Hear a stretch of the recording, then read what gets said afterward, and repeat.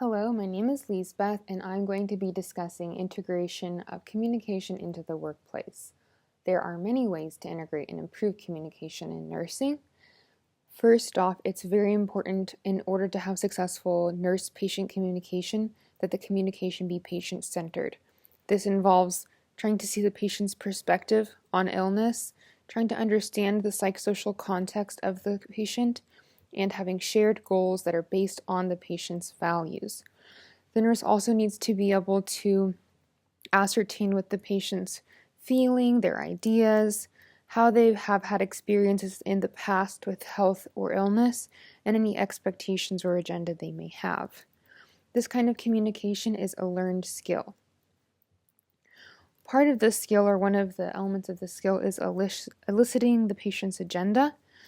This is achieved by using open-ended questions.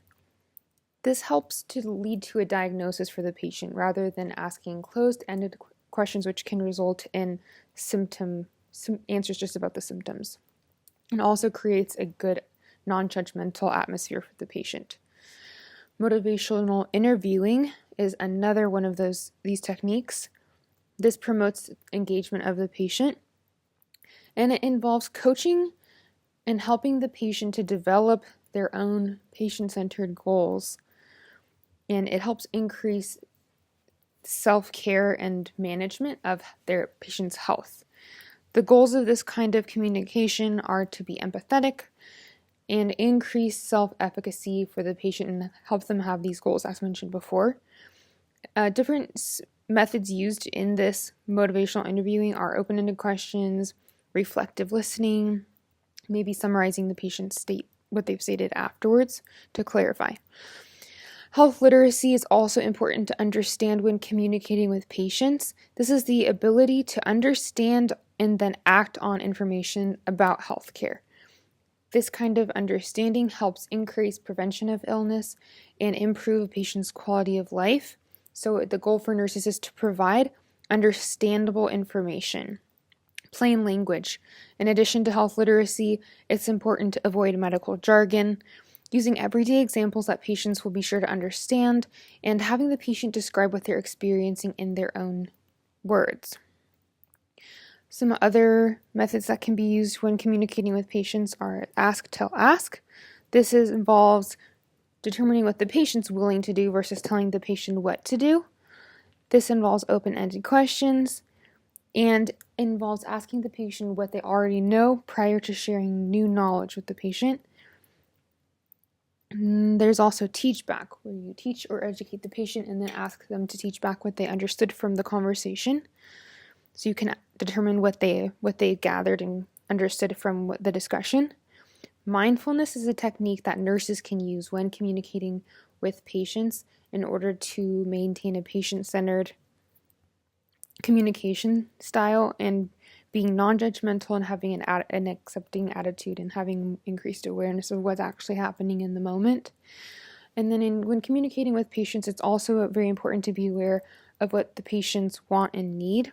These can be things such as visual aids, support of a family member, shorter time periods of learning, interpreters, maybe some demonstrations. And then another tool that can be used when communicating with patients is Aid It. This involves acknowledging the patient, introducing yourself, letting the patient know how long you'll be spending with them, explaining what's going to take place, and then thanking them. Next, we'll discuss communication with colleagues. It is important that colleagues and coworkers are willing to and eager to understand collaboration. So first, I'll define collaboration according to Kearney Nunnery. Collaboration is a complex process that requires individuals to share information about the patient from their own area of expertise. So this is an important part of communication among colleagues. Next, it's important to avoid barriers in communication. There are many obstacles to effective communication. Here are some examples: incivility, different styles of communication, and different cultural backgrounds. It's also important that the culture of the facility, of the workplace, changes. The author promotes a change in organizational culture from the hallmark, which is autonomy, and a shift to more of a collaborative communication. Team training is also important to facilitate better communication amongst colleagues. Some of these models include team steps, which stands for team strategies and tools to enhance performance and patient safety. This is an evidence-based model and helps with improving communication. There are a couple other models that include Comprehensive Unit-Based Safety Model, or CUSP, and the Veterans Administration Clinical Team Model. In addition to these team training, changing the culture, and overcoming barriers, there are also some structured tools that can be used for nursing professionals to communicate with doctors and other nurses. This is an example. This is SBAR, which stands for Situation, Background, Assessment, Recommendation, and can be used in handoff reports.